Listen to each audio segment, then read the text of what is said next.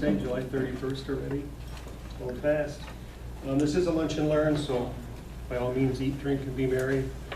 If there's like chips, pretzels, carrot sticks, anything loud crunch, you could be subject to aggressive discipline. Just push on warning for that. This is just to kind of go over the basics. We always want discipline to go through HR, so we're just going to give you some tips. And then if it goes past an informal discussion, make sure you connect with one of us before you go forward. And that we give an objective view and make sure it's fair and equitable agency-wide. Discipline, I like to kind of call it counseling because we're all in this social work field, right? And discipline has such a negative connotation to it. And you discipline your kids when they're growing up and you try to steer them in the right way. And sometimes you have to discipline your kids, you discipline your dog. But we're working with professional adults, so kind of think about an educational experience or counseling experience as opposed to that nasty word called discipline. That is the key word, the buzzword in the industry, so it is up there, but I like to look at it more as a counseling opportunity.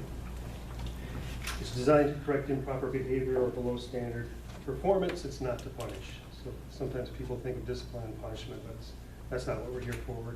You guys hired people for the right reasons, and you thought they were going to be good workers, and we're here to help them correct whatever's going wrong in their state here. So that's likely to happen if you provide consistent supervision meetings. You know, we have to do our job too, right? We're supervisors and managers, and if we don't do our job, we can't expect them to know how to do their job. So things like positive reinforcement, kind of temper, if you have to go into discipline with giving positive reinforcement when it's necessary. Constructive feedback, training opportunities. We're going to open up Relias training pretty soon. There's a bunch of stuff in there. We have a good training committee that Nina is on, and there's external trainings as well. So utilize that. People need training, and don't forget to use that. Our job is to coach and to mentor staff. If we're really doing that well, sometimes people leave here because there's not an opportunity for them to grow or to go up the ladder, if you will. But then we did our job. We coached them, we mentored them to be good employees elsewhere. And as sad as that is that they're leaving, we still had to do our job. And there's commendations. There's a report you can fill out if somebody went above and beyond. It's just the opposite of a disciplinary report. You fill out the good things that they did, goes right up to Jim Caparella, and they get a copy and it goes in their personnel file. So, you know, there's other things that we can do to avoid going down the road of discipline and counseling. A few hints: document, document, document. Any good labor law attorney worth their weight is going to say good documentation is going to save you. It might avoid litigation, it might win litigation if it does go to litigation. But the more documentation you have that's good, solid, it's going to help you in the long run. Consistency, you're going to look within your program areas to see, okay, Joe did this, it's kind of a similar situation, and now Jane is doing something somewhat similar.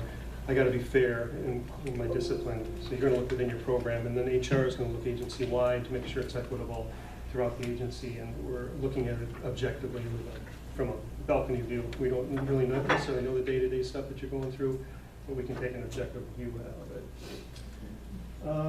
So objective versus subjective.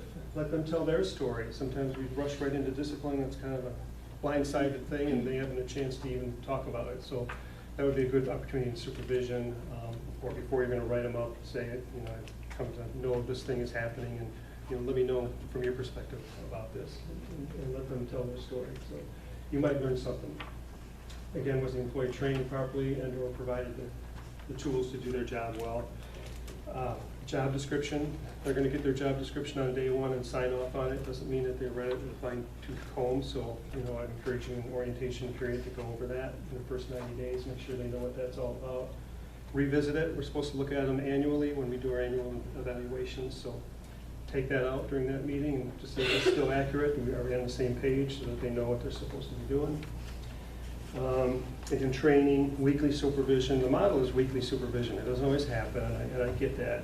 But folks ought to have the opportunity to meet with their supervisor on a weekly basis, even if it's 10 minutes just to complain about what's going on in their cases or talk about the stress in their life. But they should have that opportunity, and it's very easy, and I've been guilty of it too, to say, you got anything this week? And they'll go, not really. Okay, let's cancel and see you next week. Well, that hem and haw, that really means that they do have something, that they're just being polite. So when you, as much as you can, keep those weekly supervisory meetings are important. Be fair, of course, and respectful, and remain cool. We want to hold ourselves to a higher standard when we're dealing with, if it's a difficult employee. We want to model respect and fairness. Concentrate on the issue at hand. Don't get into your emotions or other factors that might influence how you might go about dealing with this issue. And document. Also, when you're remaining cool and not getting into, sometimes folks will get into an argument with you and try to suck you into that. If you get into that and you're getting right back into their face, it could be, they could come back and say, my boss was being hostile to me. It was a hostile environment. And you're in a position of power, so it could be a harassment claim that could come out of that. So just calm, collected, cool, and stick to the issues at hand. I always try to, if I were in that position, I'd always try to think of how would I want it to be said to me when I put myself in their shoes. How would I want to be told that I'm not doing something or I did something wrong? And there's a way to do it respectfully. Documentation again. Well, the form is in the O drive under the Human Resources Supervisor nuts and bolts for now. It might move, but for now that's where you would find it. There's a copy at the back of your packet too, if you've never seen it before. Yeah. And it's used for everything, from verbal up to termination. We'll talk a little bit more about that in a minute. We have it because it creates a record, and keep your other records too, because anything could be drawn into litigation. So if you've got a nasty email from an employee or somebody admits to something in a voicemail, you might want to save that, because the more documentation and proof you have to solidify your story, the better. The morning newspaper rule is just the opposite. Be careful what you write down and what you say, because if it were to be published in the newspaper the next morning, it would embarrass you or your employer. You don't want that to happen. So keep your emotions out of it and stick to the facts when you're documenting. Because other people might actually read it, and if it's an attorney, they're going to read it with a fine-tooth comb. They're going to go over every single word. You want to make sure that there's nothing in there that could hurt you. Be clear in your documentation. When I get reports, and I don't know a whole lot about the situation, for example, when I can read it and I can say, okay, I know exactly what's going on there, as a person that's not involved, that's a clear report, and that's really helpful for anybody that picks up that piece of paper and reads it. You document direct evidence, things that you know personally, you've observed or know of, and you can do hearsay as well, but just write it as such. That Jane observed this behavior and brought it to my attention. And that's fine to do that, but as long as you call it hearsay and not direct evidence. Use business-related language as opposed to crime-related, because that could be defamatory, sorry. Say like in the finance department, they could say so-and-so mismanaged funds. That's the reason for the termination, as opposed to saying they committed fraud. We can't really determine if they committed fraud. Only a judge or jury can do that. But mismanaging our funds, we can say if they did that. And we've got proof and written down examples of how that happened. You want to keep your opinions, impressions, interpretations out of it, of course. And then sign and date. By that, you're signing that you attest that this stuff is true to the best of your knowledge, and it's a true document that they're going to feel they need to. So you just don't want to make it look like they're trying to hide something. Be clear, concise, and stick to the facts. Confronting issues, that's always fun. Anybody at the Crucial Conversations training a while back with the EAP did a real good job of how you confront issues, and that's probably the first step before you even get into disciplinary actions, confronting some issues with your staff. It's horrible because it's so uncomfortable to do. You don't want to hurt their feelings. We're all good, nice people here, and we don't want to hurt anybody's feelings. And sometimes there's a relationship there. I mean, you got to have a good balance, good boundaries, but you're their boss, but you also have fun, and maybe you go out after work sometimes.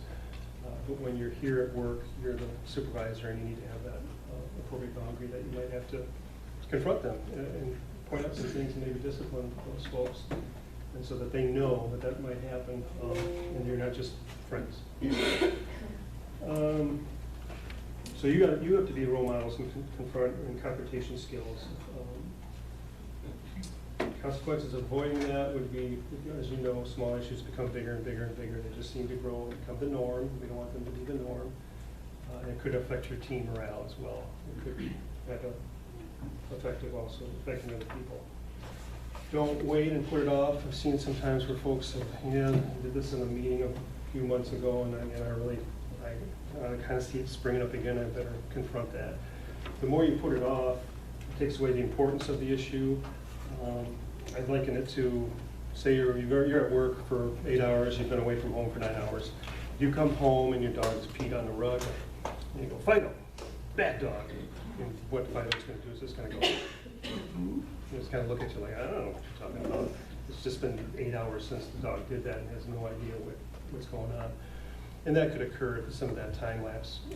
And also in some cases, hopefully not very often, the longer period of time, if they know they've done something that they shouldn't have done and they might get disciplined for it, they can develop some excuses, some rationale for it, and then you got to deal with those, all that mess, clear that out of the way and get to the issue. So the sooner the better, in my kind. So why confronting problems a myth does always result in negative responses? The reality is confronting problems helps staff gain confidence and control. They don't know what they don't know. And if you point out to them this is something that needs to get better, then they have control of that. And once it gets better, they grow confident in that skill. The myth confronting staff will make them shut down. It might initially. They might be upset and get more quiet. The reality, without confrontation, staff will not be able to change and grow. They need to hear that kind of thing so they can fix it and they can grow in their career. Another myth, confronting difficult issues should be avoided. But the reality, avoiding issues deepens misunderstandings and problems. Confronting staff damages relationships. The reality is resolving problems strengthens relationships. You kind of grow a mutual respect for each other. You had the guts to point it out to them. The myth, the supervisor should always win. I'm the boss dog on it. It's my way or the highway. But working to understand others' viewpoints helps staff grow. So it's okay to have a discussion. It's okay to change your viewpoint a little bit. You might learn something that you didn't know about that certain person or situation. The CAR method. Context is the specific situation where the behavior was demonstrated.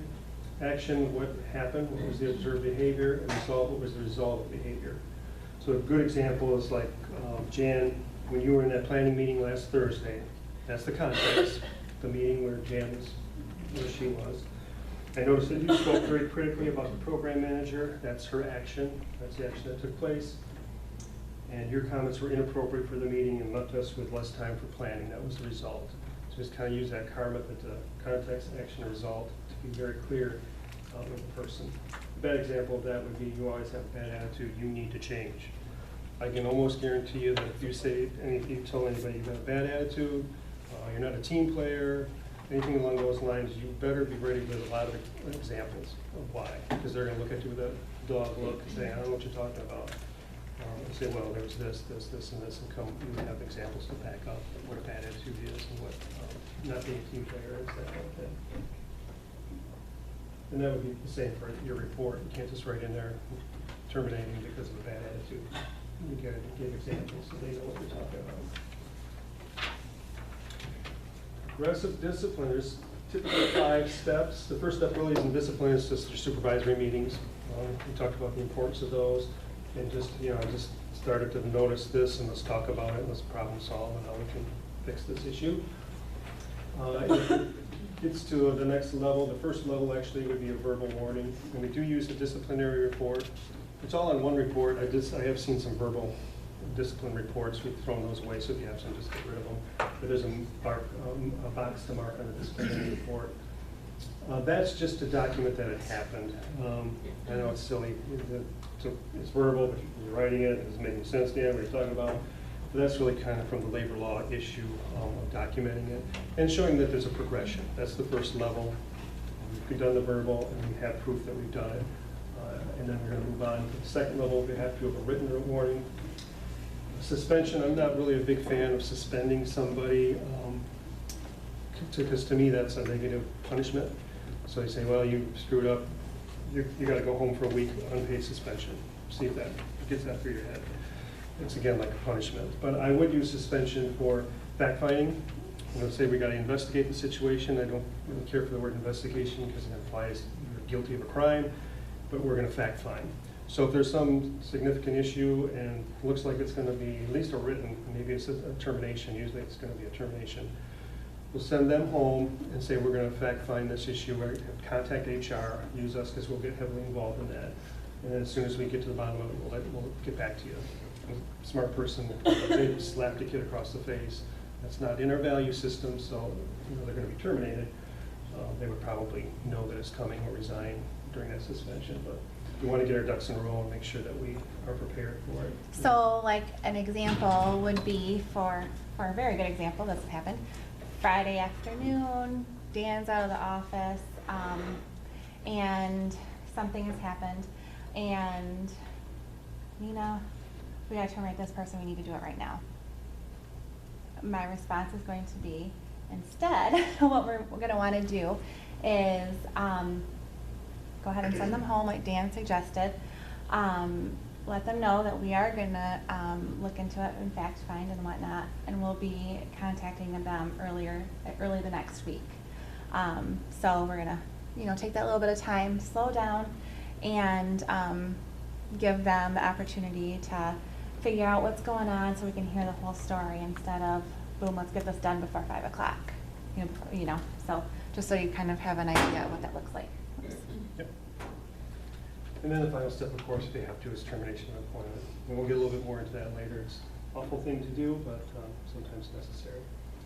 One of the questions that came up, it's not always in this perfect order. There are times we're going to go right to written warning. There are times that are going to be termination, like hitting a child, that kind of thing. And we're always going to be collaborating with you and walking you through those steps and coming to what might be fair and equitable for that person in that particular situation.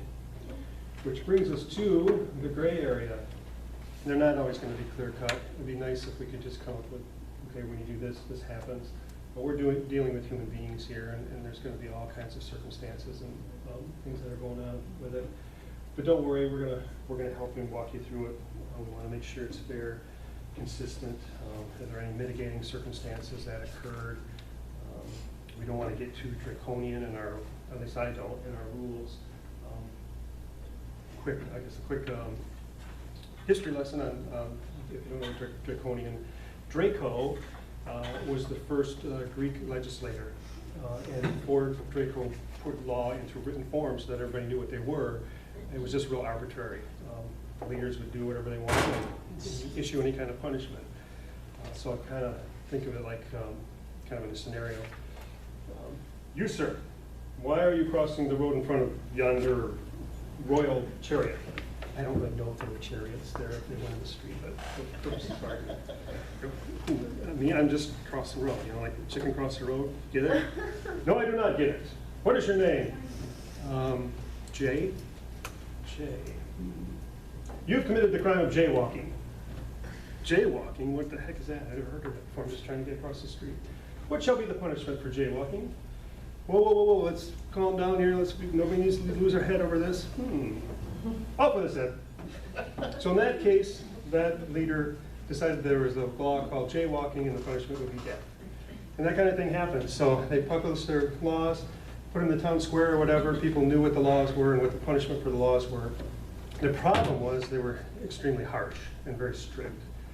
So I think I read where if somebody got behind in their debts, they became a slave for that person. They had to go into slavery until they paid off their debts. There was a weird one about cabbage. Must have been very important because if somebody stole cabbage from the market, that was punishable by death. So it was just really harsh, strict law.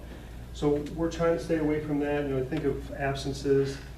If you put into your personnel policies 2 absences and you're done, then you have to stick to that. And there could be mitigating factors. What if somebody lost a loved one and they're just beside themselves or in deep sorrow and they're not thinking about calling work, and then a couple days later it clears up a little bit and they go, oh crap, I gotta call my boss.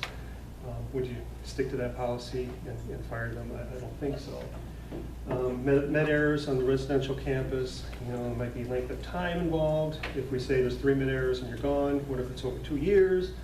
What if they're in the closet fixing, I don't know if they do it in the closet, they're fixing the meds ready to go and the kid bolts out the door and they slam the closet door shut and they ran after the kid and it's an hour later, so it's already late. And then their heart's still beating when they go to dispense meds and they get the wrong one to the wrong kid. It's pretty significant, but there were some things going on that you might want to look at. Negative behavior, really hard to describe and put your finger on. So we have to be careful about how we define that. Paperwork requirements, we see that a lot. And I've seen it go both ways. There was a person not too long ago that really looked like they were going to be let go given a month to get their paperwork caught up. Didn't look good. They didn't, I never